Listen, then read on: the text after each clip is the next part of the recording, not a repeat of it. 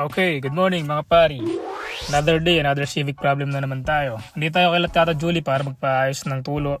After leak test na ginawa namin, dito pala sa bandang taas ng fender nang gagaling yung tulo. May butas kasi dyan, kaya kailangan tapalan. Kaya lalagyan din ng sealer tong gilid ng fender na to, yung may kulitin na yun.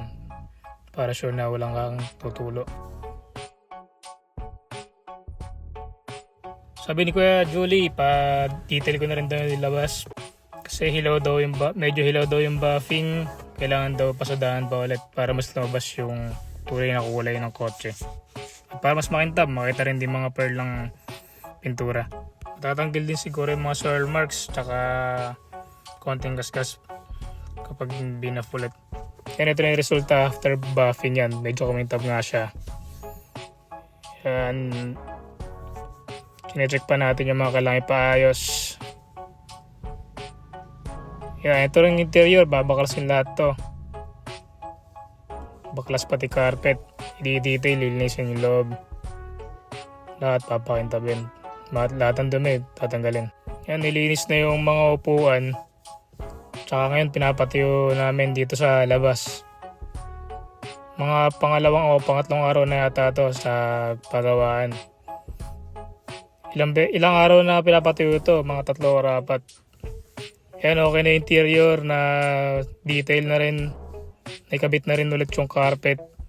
Yan, malinis na, mabango na rin. Kakabit na lang yung upuan. Yan, tapalan na rin, may butas dito. Talagyan ng sealer yan, di lang halata kasi pininturahan eh. Yan, pinaayos ko rin yung chassis number natin kasi wala siyang pintura. Papaayos lang natin, palagay natin ng body color kasi medyo kinakalawang na siya para makayaw sa bulok. Yan, kaya walang pintura dati yan kasi sa HPG kinakaskas nila. Kinakayas yung pintura para makita yung chassis number. Kaya pinapinturahan ko na rin para mas magandang tingnan sa engine bay natin.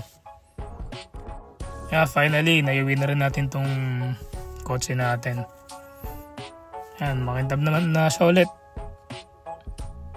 Itong hood, fender, yan, tinitil yan ang buo. May mga puti-puti pa dati yan sa gilid-gilid eh, sa mga singit-singit. Kasi mga compound or wax na ginamit, tinatanggal yan, pinatanggal ko na rin. Yan, makintab na rin likod. Yan, buo yan.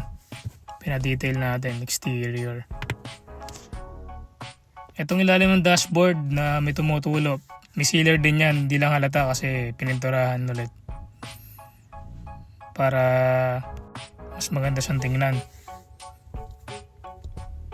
Yung mga mancha-mancha ng sidings natin natanggal din. Dati may mga mancha yun eh. Yan, makintab na rin yung dashboard natin. Yan, yung part na puti ng upuan, mas maputi na ngayon. Dati kasi medyo brown na siya. Pati itong yung ceiling, mas maputi na rin. Dati kasi may mga libag-libag pa ang kasama eh.